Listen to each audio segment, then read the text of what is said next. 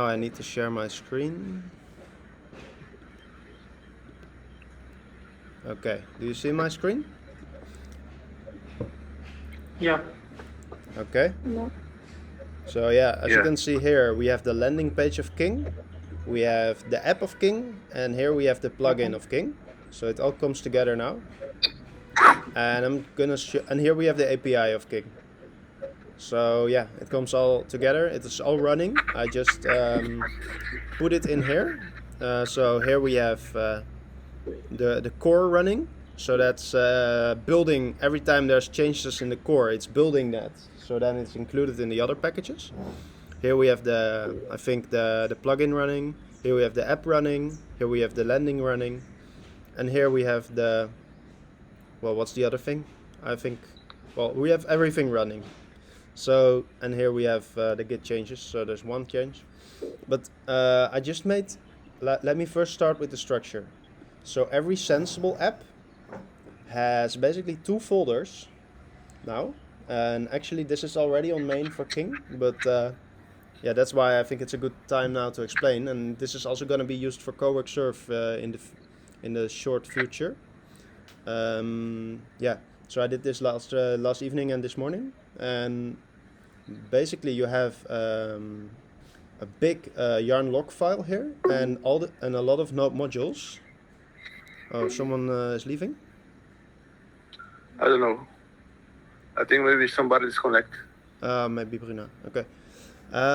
Anyway, so there's a big package JSON here that has like a workspace. So all the apps and packages are including in the workspace. I will change the name.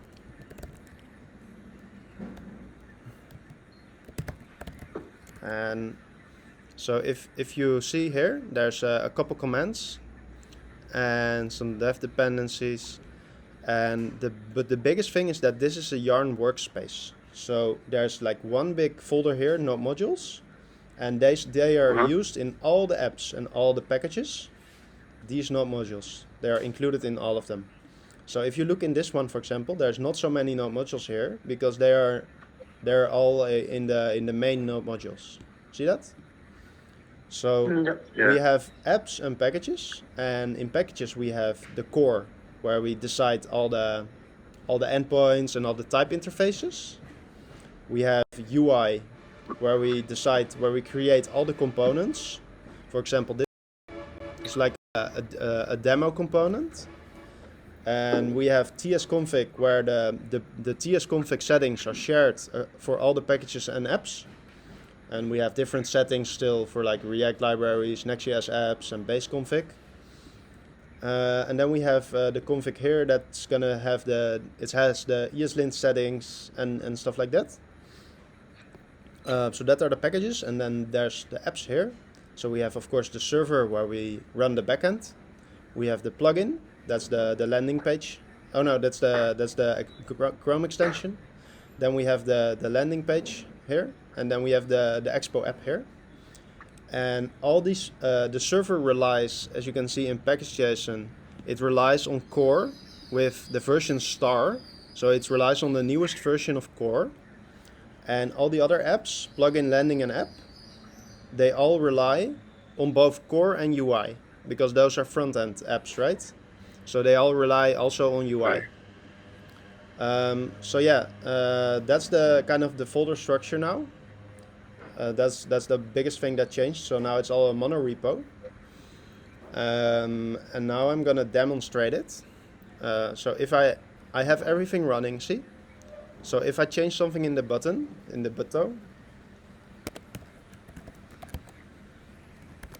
then I go to here and I open this. You should be able to see that it's connected on the landing page. Okay. And the app and the plugin. So here it's 2. Oh. So if I make a change now, then you can see that the changes are immediately reflected on 3 different places. This is amazing. Yeah. So, wow, that's crazy. Yeah, it's crazy because under the hood, this component is using React with Native, Yeah. So it's using a React with native text, even with class names like this. And because of that, Yeah. it's able to build in React native code, but also in React code. And in the plugin we use React, in the landing page we use React, and in the app we use React Native. So it can compile everywhere. So yeah, this is just the start. That's nice. We are able to put more and more now in the UI folder. Also, I put a env.json here. So it's using this instead of a .env file because it's easier to import. And here we can, like in the, as you can see in the API file, I import all the endpoints from core. Then I import a make API function from Sensible UI and the env from env.json.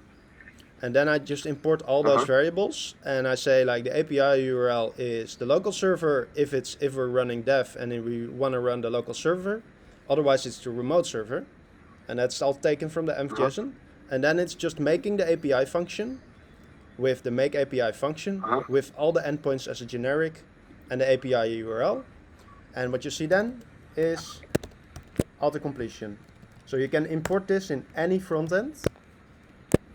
And you see exactly what arguments it takes. So this is not correct. The login token has to be a string. And the ID, okay, we don't need an ID, that's optional. And as you can see, this is completely type safe. So of course this needs to be awaited. So this doesn't work like that. This returns a promise, but if we just do it without await, then you see that it has a response and a success. So it's completely type safe and auto completion.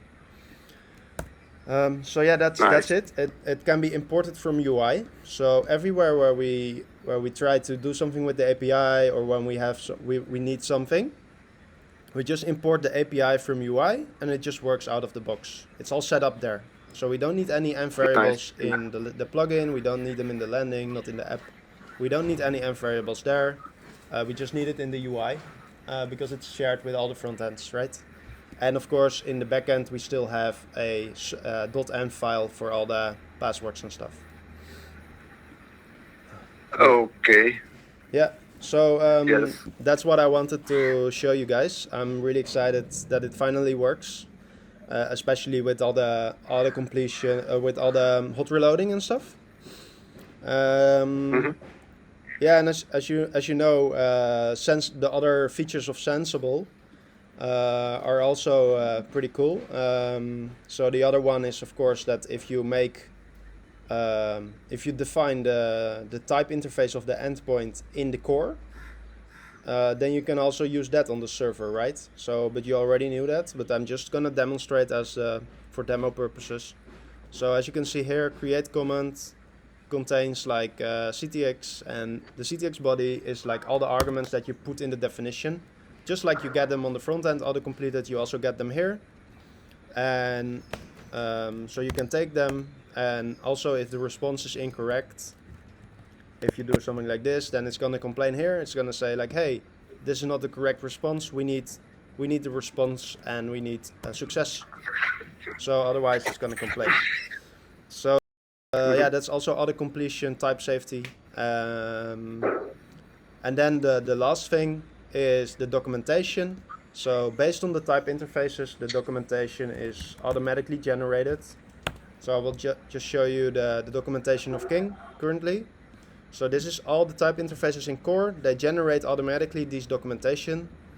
So if you want to know what is a message, it's this. If you want to know this, like it just shows you everything you need to know. Yeah. And also if we put descriptions, they are also put there. So yeah, I'm still working on this. This is gonna be way more. There's gonna be way more things in this still. So there's gonna be many improvements to make still. Really cool things. I have really cool ideas. So for example, here it shows a comment. And also if you click here, for example, if there's like some other definition, so this is like a message type, right? You click there, you go to the message type, so that works too. So yeah, it's a work in progress, but it's definitely something we can already use. You can reach it on docs.sensibleframework.co/ the URL, the domain of the API. Yeah, so that was it, I think. And yeah, hope you like it. Yeah, it's nice. Very well made. Do you have some questions, maybe? Great. Oops. Yeah, like so it has a main node modules, right? But the other packages have their own node modules as well, right? Yeah, so if you want to set up, it depends, but because you have a Yarn workspace here, it puts all the node modules in one node modules folder in the root of the mono repo. So that's because then you have less files, and they are also shared between the apps. But of course, if you build the app into production, it's not gonna have all the other mono node modules in there, of course. But this is only for development purposes, to make it easier to code share and stuff. Okay. Yeah. Anything else?